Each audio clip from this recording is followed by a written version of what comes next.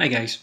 So looking at the first of the 3 session plans for this week, and as always after a decent warm up we're moving into our first exercise, and this is one that I really like for a bit of speed work, a bit of agility work and a bit of reaction work as well.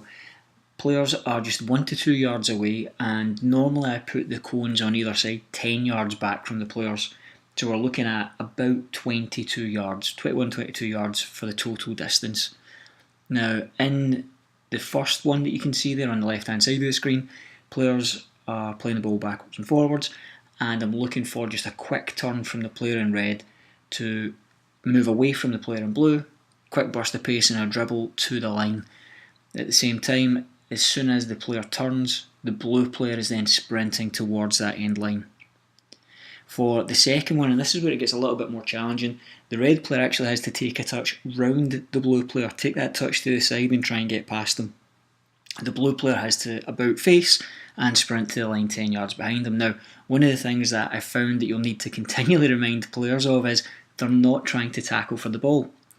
Players should just turn and sprint to the line. The player who gets to the line first wins. In number 1, if the player goes to the line behind them, they get 1 point. Number 2, if they go to the line behind the opposition player, they get 2 points. So here it was just a very simple 1v1 where you can score by dribbling through the 2 goals. None of it was passing through, it was dribbling through the gates that you are attacking. Now, we played 90-second games and we did this 9 times. Now, what I did was actually break it up into 3 sets of 3. So the players did 90 seconds, and then they went and they collected the balls in, and they either moved up or down. We had the squad just split it in 2, and they played games. So if you win, you move up a division, you lose, you move down a division. And we had 7 games going on for this particular session. The keepers were away. So after that block of 3 90-second games, and there's normally 30 to 45 seconds in between each of those, I gave the players a 90-second break. Then it was another 3 games of 90 seconds, 30 to 45 seconds in between each, and then at the end of the second block of 3, an additional 90 seconds rest. So they were playing for a total of 13 and a half minutes, and 13 and a half minutes of 1v1, and it was good competition. This was actually a great session.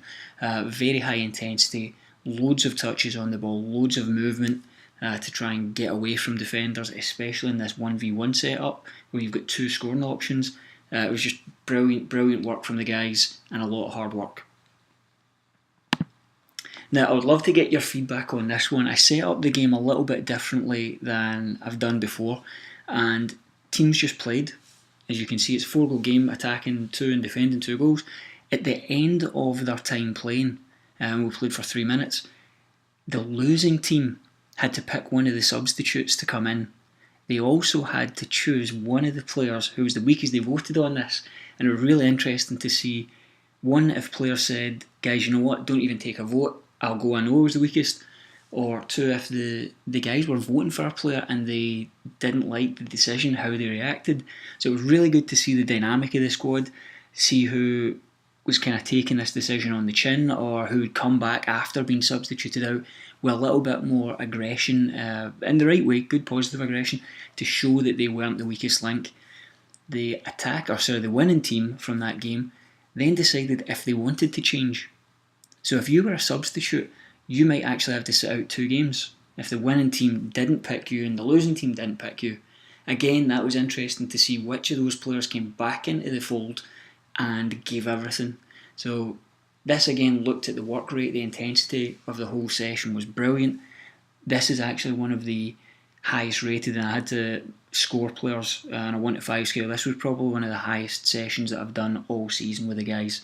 Really good session, high intensity from everyone. Moving on to the next session of the week, in a large box, divide it into 4, and you'll see that teams are opposite their colour, diagonally opposite their colour.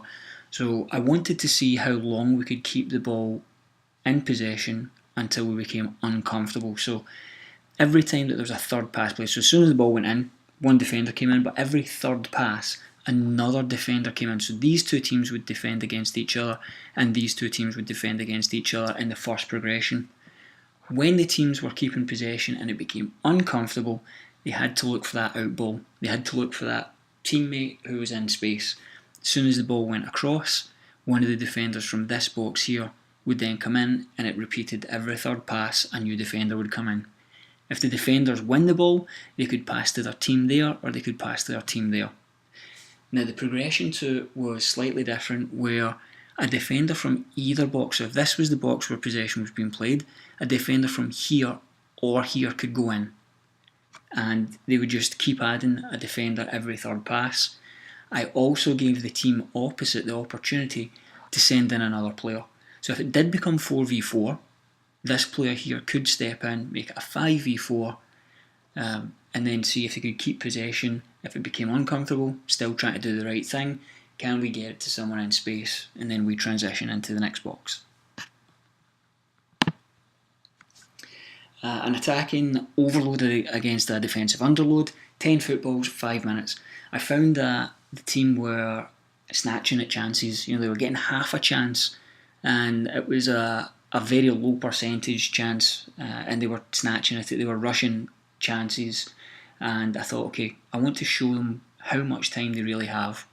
So I give them 10 footballs and 5 minutes to go through those 10 footballs. Every time they score, they get a bonus ball added on. So I wanted to let the players know that we don't need to just take a poor opportunity just because it's an opportunity. If we need to be patient, we need to rotate the ball back through the team to try and create a better scoring opportunity. Do it. Just went into small-sided games. We had 4 teams, and we played a kind of Champions League or World Cup group stage for the first 3 games. And then in the 4th game that they played, it was the teams who came first and second playing for the cup final, and the teams who came third and fourth playing in your wooden spoon game. It was non-stop. That's the one condition that I put on it. So there was a load of footballs all around the box. As soon as one went out, another was coming in, and the guys just had to keep on the move for each of the 5-minute games. For the final session of the week, we started with some speed and agility work after the warm-up, and in A, you'll see that the player comes in and they just went clockwise around, and then finished through. And it was in here, it was about the accelerations, the decelerations, that change of direction, and they were always facing forward, so they were having to manipulate the ball sideways, backwards and forwards. For setup B, it's just little shuttle runs, so up and back, middle and back, top and back, and then finishing through the top again. Setup C, working forwards, laterally moving sideways with the ball, forwards, sideways, and then forwards. And this one, it might look a wee bit confusing with the red line here, but the player will come up, turn right, go out, turn right, back into the middle, turn right, up to the top, turn right, turn right, turn right, turn right, and back to the start. Now we did each of these exercises 4 times, and when the player was moving in one direction, I asked them the second and the 4th time to go the other direction, just making sure that we were not turning the same way each of the 4 times. This is one that we've used before. I do love this game. It's looking for that little killer pass to get into the centre box, and then to complete a point, getting the ball back out to a teammate. We have got a 3-second rule, so that any player who moves into the box can't just hang out there. This game's about constant movement of players and constant movement of the ball. So you can score from 360 degrees around that centre box. I don't want the players just hanging around at the edge of the box. It's in, it's out, it's moving the ball, being patient again, and trying to find that good opportunity to get the ball in to a teammate and then flick it back out to someone else. This game, I'm sure that you've used it, whether it's the halfway line, everyone must be in the attacking half or the defending half. If we are attacking, I want everyone in the midfield and attacking third, apart from the goalkeeper. And when we're defending, everyone must drop back into the middle third or defensive third. Now, one thing that I did give the guys an opportunity to do was, if the ball was given up in our attacking third, so the defence win the ball, I gave them one bite at the cherry. If we can win it back, if we can make a run to close it down and win it back, do it. However, after that one bite of the cherry, if we don't win it, then we drop back into the middle third and the defensive third.